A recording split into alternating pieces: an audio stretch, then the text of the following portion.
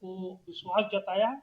और राष्ट्रीय वैश्य महासभा की पिछले 2 महीने से लगातार कोऑर्डिनेशन कमेटी की समन्वय समिति की बैठक हो रही है और जिसमें खुल के ये निर्णय आया सामने कि विभिन्न जितने भी अपने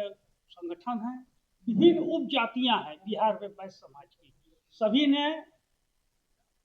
खुशी जाहिर की और कि पूरे बिहार में राष्ट्रीय वैश्य महासभा के तहत हम लोग वैश्य समाज को एकजुट करने का काम करेंगे और जितनी भी व्यवसायी समाज की समस्या हो, वैश्य समाज की हो, उनके लिए आवाज उठाने का काम करेंगे। कमेटी बनाई गई है और ये कमेटी विभिन्न जिलों में, विभिन्न प्रखंडों में दौरा करके और वहां के संगठन को मजबूत करने का काम करेगी। ताकि अभी प्रदेश अध्यक्ष जी ने बताया कि विभिन्न संगठनों के प्रमुख लोग, सबों का नाम भी आपने देखा सुना, आप भी जान रहे हैं उन लोगों को,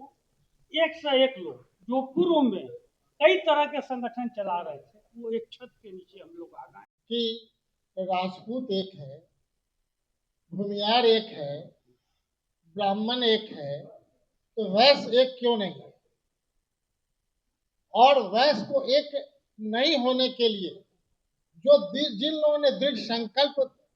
बनाया है, उस दृढ़ संकल्प को तोड़ने के लिए ये कोऑर्डिनेशन कमेटी बनी है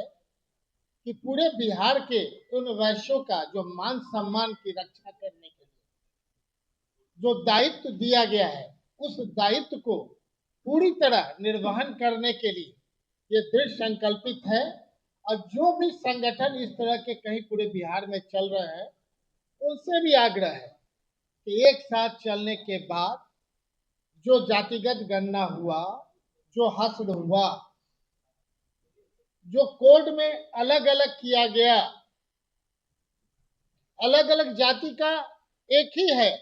कि जब हम टोटल वैश्य थे तो क्या कारण है उसी वैश्य में से जब बिहार उड़ीसा एक्ट, बंगाल एक्ट बना था, एक था, जब अलग हुए तो वही वैश्य जो बंगाल में दलित है, उड़ीसा में एनेक्सर 1 है, बाद में वही बिहार से झारखंड बटा, वहां एनेक्सर 2 से एनेक्सर 1 है। तो वही आदरणीय पीके चौधरी जी ने कहा कि अगर वैश्य थे तो एक साथ हम लोग को जहां रखना है रखा जाए, हम लोग को SC ST कोटा में भी डाल दीजिए तो अभी हम तैयार हैं, कोई बड़ी चीज नहीं है। एनेक्सर 1 भी कर दीजिए तो कोई बड़ी चीज नहीं है, लेकिन वो हक हुकूक के साथ जो हमारे में जो गुण है, जो शैक्षणिक योग्यता का है, जो हमारे में राजनीति करने का है, हर एक पार्टियों से ऊपर उठ करके राष्ट्रीय वैश्य महासभा ये निर्णय लेती है कि पूरे बिहार को एकजुट करके आने वाला समय में हर एक जगह जो इनके साथ इंजस्टिस हो रहा है, जो सरकार का जो नीति है, उन्हें धरातल तक भी पहुंचाना है, तो इसमें हम पीछे नहीं हटें, साथ मिलकर चलने का काम करेंगे। मैं बिहार के तमाम वैश्य भाइयों से निवेदन करना चाहता हूं कि जिला में भी अगर कोई अलग अलग संगठन चला रहे हैं तो